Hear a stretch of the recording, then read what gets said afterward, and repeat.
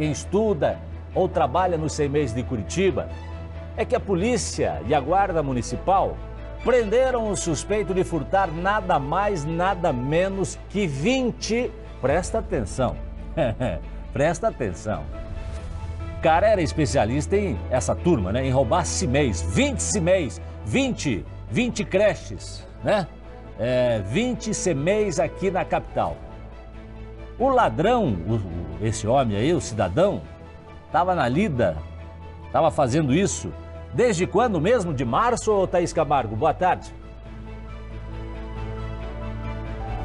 Oi, Jasson, boa tarde para você, boa tarde a todos. Exatamente. As investigações começaram em março. Ontem, a polícia prendeu esse homem de 24 anos, suspeito de participar dessas ações de furtos de botijão de gás em CMEs de Curitiba. A gente tem imagens aí de câmeras de segurança que mostram a ação dos suspeitos. Como é que eles agem? Normalmente essas ações acontecem à noite, de madrugada e principalmente em bairros da região sul de Curitiba, como Tatuquara, Sique e Fazendinha. Os suspeitos entram no CMEI, arrombam o local onde fica o botijão, pegam o cilindro e vão embora. Só para a gente ter uma ideia, segundo a polícia, no feriado do Dia do Trabalhador foram cerca de 7 furtos. Então a investigação começou em março e foi motivada aí por conta da frequência desses furtos em CMEs de Curitiba. Então ontem a polícia prendeu aí esse suspeito de 24 anos, suspeito aí de participar dessas ações. Agora a gente vai conversar, olha, com o delegado adjunto aqui da Delegacia de Furtos e Roubos, João Chagas, que vai nos contar um pouquinho mais. Doutor, muito boa tarde, né? O homem preso é suspeito de 20 furtos em CMEs, mas também seria o organizador dessas ações? Boa tarde a todos. Sim, exatamente. Ele foi identificado em aproximadamente 20 furtos, só que o total de furtos de CMEI seria em torno de 37 a 40, né? Então, seria 37 furtos ao total, sendo que ele teria participado efetivamente de 20. Ele seria vamos dizer, o organizador, né? Aquele que cooptou as pessoas. Tivemos fases anteriores em que uma pessoa foi presa por receptação e também pela questão do armazenamento irregular dos botijões de gás, questão de medicamento. Ela encontra-se hoje solta e na data de ontem ele foi preso, né? Ficando aí à disposição do Poder Judiciário. Em fases anteriores, outras pessoas já haviam sido identificadas. Não havia mandado de prisão em desfavor delas, então elas foram interrogadas e posteriormente colocadas em liberdade, mas durante o interrogatório elas mencionaram que recebiam até R$1.000 por noite de furtos, né, por noite que eles ingressavam nesses CMEs. Salientando também que alguns CMEs foram furtados mais de uma vez. O trabalho começou em março, numa parceria com a Guarda Municipal de Curitiba, em que foi verificado a questão desses furtos, causando aí um prejuízo, né? Não só a questão do valor do botijão de gás, não só a questão mas em especial porque no primeiro dia útil posterior à ocorrência desses furtos, quando se chegavam nesses CMEs, verificava-se que não era possível naquele primeiro momento a realização aí de utilização da cozinha, até porque não havia gás. Ainda que de pronto fosse providenciado, havia um pequeno lapso temporal em que houve sim esse prejuízo. Então, além nós temos o prejuízo do furto, que foi causado em especial pelos valores. Os botijões são aqueles botijões P45, então não teve situações de botijões menores, mas os principais eram os P45.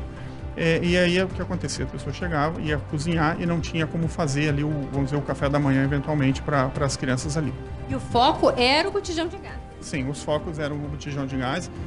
Houve fases anteriores e possivelmente vai haver também pelo menos mais uma próxima fase. Receptador em que também o foco foi preso? Será não só a identificação, porque as pessoas que furtaram praticamente todas identificadas, mas em especial dos receptadores, ou seja, de que forma, para quem eles repassavam esses botijões de gás. Se eram estabelecimentos comerciais, se eram, vamos dizer, lanchonetes, distribuidores de bebida, ou se eram efetivamente até distribuidores de pontos de recolhimento de gás mesmo, que possivelmente adquirindo ciente da ilicitude, porque com certeza estariam adquirindo por valores muito abaixo dos valores praticados aí de mercado. Então essas investigações elas continuam no intuito de se tentar descobrir quem seriam esses receptadores. Lembrando que um já foi preso, né? Hoje solto, mas foi preso numa fase anterior, mas possivelmente existam outros receptadores. As investigações continuam então, doutor? Sim, as investigações continuam, até porque nós precisamos eventualmente identificar se haviam outros receptadores, nós presumimos que sim. Também a questão de como era enfim, os furtos eles estão registrados, mas eventualmente alguma informação privilegiada que eles poderiam ter de momentos, de dia, de hora, eventualmente CMEs que teriam uma facilidade. A questão de como era feito o transbordo, o transporte desses botijões, porque nós falamos de botijão de gás, ele não é um botijão pequeno, ele é um botijão grande, então de que maneira que era feito esse transporte, se era em veículo próprio, se esse veículo ele é adulterado, se esse veículo ele é roubado, as pessoas que estavam adquirindo os eventuais receptadores, adquirindo com a ciência de que a origem era ilícita. Então, enfim, as investigações sim continuam. E o homem de 24 anos preso ontem está preso preventivamente? Sim, está preso preventivamente, à disposição agora do Poder Judiciário. Ele já tinha um mandado de prisão também em seu desfavor, né? E nós lembramos que, eventualmente, quem tiver alguma denúncia, alguma informação que puder colaborar, seja sobre esse fato, ou seja qualquer furto, roubo ou algum crime, pode fazer a ligação através do telefone 97 da Polícia Civil, que é uma denúncia anônima, e vai ser encaminhado à unidade competente. Tá certo, doutor. Muito obrigada aí pelas suas informações. Então é isso, Jasson. As investigações continuam. A população pode colaborar aí com denúncias, só reforçando o número passado pelo delegado 197. É o Disque Denúncia, né? A denúncia pode ser feita também pelo 181 do Disque Denúncia. Denúncia que é realizada de forma anônima. Jasson. Ok, Thaís, obrigado. O cara era especialista, doutora Márcia, obrigado também ao delegado que nos deu a entrevista, especialista em roubar botijão de gás em CMEs. É uma barbaridade. A polícia agiu na hora certa. Agora, esses receptadores é que me dão nojo também, viu? Quando você vê uma situação em que os roubadores, ou seja, a pessoa que está realizando o furto, ela mira num único produto, é porque ela já tem um caminho para desaguar isso. Ela já tem um receptador que já aguarda, ou um grupo de receptadores que já aguardam a chegada desse produto. E é claro, é muito importante, como o doutor João Marcelo disse, né? Essa continuidade também na investigação. Dos demais pessoas que tenham participado, seja no furto, seja na receptação, sabendo ou não disso, né? Então é necessário que isso aconteça. E, novamente, o doutor João Marcelo diz assim, ó, é importante a gente contar com a população do nosso lado. A Polícia Civil sabe que existe muito mais gente de bem do que do mal. Então conta que essas pessoas também façam a sua denúncia anônima, né? Agora, por que os caras roubavam o CMEI? Porque tinha facilidade. Que estava desvigiado. Porque tinha facilidade para roubar o CMEI. Se tivesse talvez um pouco de mais segurança, presença da Guarda Municipal, não é isso? Não é isso? Se tivesse a presença da Guarda Municipal, a empresa de segurança, cadê a empresa de segurança que diz que faz segurança de escolas e CMEs aqui em Curitiba? Não perceberam isso? Não tem câmera de segurança, não tem imagem? Tava facilitado o negócio, por isso que o cara ia fazendo filinha, um atrás do outro. E sabe quanto custa aqui? O Burigo apurou para mim aqui, quanto custa um botijão de gás? Você vendeu o botijão de gás? 45, não sei. Não faz ideia? R$500, doutora Márcia. O Burigo passou para mim aqui agora. Pô, R$500 um bujão. É isso, né, Burigo? O preço de um bujão, pelo bujão. O casco. O casco, porque você troca, né? Você troca o bujão, você paga só pelo que tem dentro do bujão. Você pega o seu bujão, vai lá e paga R$100, mais ou menos isso o preço hoje do botijão. Baixou um pouco, né? Tá 80. Banho, você que mora sozinho e compra gás. Né? Quanto tá o botijão de gás? Cenzão. Né? Lá em casa a Clarice, graças a Deus, cuida disso. A minha síndica cuida disso. Então, R$100 o botijão de gás. Você paga pelo que tem dentro, pelo líquido. Sim. Pelo gás que está ali dentro. Agora, o bujão, o Burigo apurou aqui, que custa R$500 um bujão desse. É claro que ele não vendia por esse preço, né? Não. Evidentemente, quando você está trabalhando com receptadores, o preço é diminuído, né? Menos do que você vai pagar em outro lugar. E é por isso mesmo que o receptador sabe que aquilo é produto de furto. Em qualquer objeto, quando o preço é inferior ao que deveria valer, você tem que pensar que isso não tem uma origem lícita, né? O Raul disse que pagou 400 com o gás já dentro, né? É mais ou menos esse o preço, tá? Agora é o seguinte, quem estuda ou trabalha nos CMEs de Curitiba, é que a polícia e a Guarda Municipal prenderam o suspeito de furtar nada mais, nada menos que 20... Presta atenção, presta atenção. O cara era especialista essa turma, né? Em roubar CMEs, 20 CMEs, 20 creches, né? 20 CMEs aqui na capital. O ladrão, esse homem aí, o cidadão, estava na lida, estava fazendo isso Desde quando mesmo? De março, ou Thaís Camargo? Boa tarde.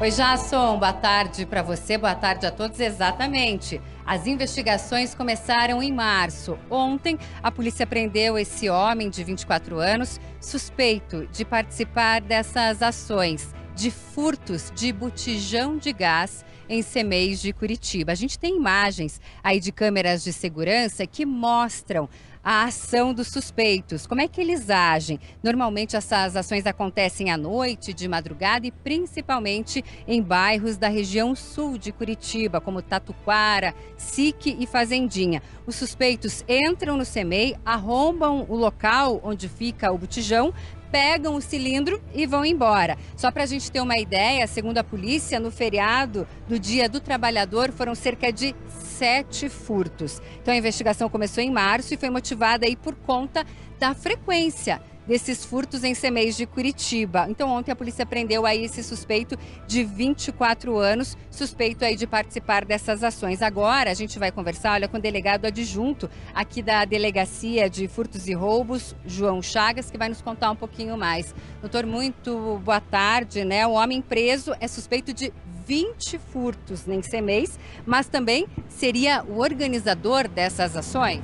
Boa tarde a todos. Sim, exatamente. Ele foi identificado em aproximadamente 20 furtos, só que o total de furtos de CEMEI seria em torno de 37 a 40, né? Então, seria 37 furtos ao total, sendo que ele teria participado efetivamente de 20.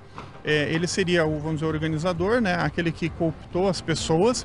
Tivemos fases anteriores em que uma pessoa foi presa por receptação e também pela questão do armazenamento irregular dos botijões de gás, questão de medicamento. Ela encontra-se hoje solta e na data de ontem ele foi preso, né? Ficando aí à disposição do Poder Judiciário. Em fases anteriores, outras pessoas já haviam sido identificadas. Não havia mandado de prisão em desfavor delas, então elas foram interrogadas e posteriormente colocadas em liberdade, mas durante o interrogatório elas mencionaram que recebiam até R$1.000 por noite de furtos, né, por noite que eles ingressavam nesses CEMEIs. Salientando também que alguns CEMEIs foram furtados mais de uma vez. O trabalho começou em março, numa parceria com a Guarda Municipal de Curitiba, em que foi verificado a questão desses furtos, causando aí um prejuízo, né? Não só a questão do valor do botijão de gás, não só a questão mas em especial porque no primeiro dia útil posterior à ocorrência desses furtos, quando se chegavam nesses CEMEIs, verificava-se que não era possível naquele primeiro momento a realização aí de utilização da cozinha, até porque não havia gás.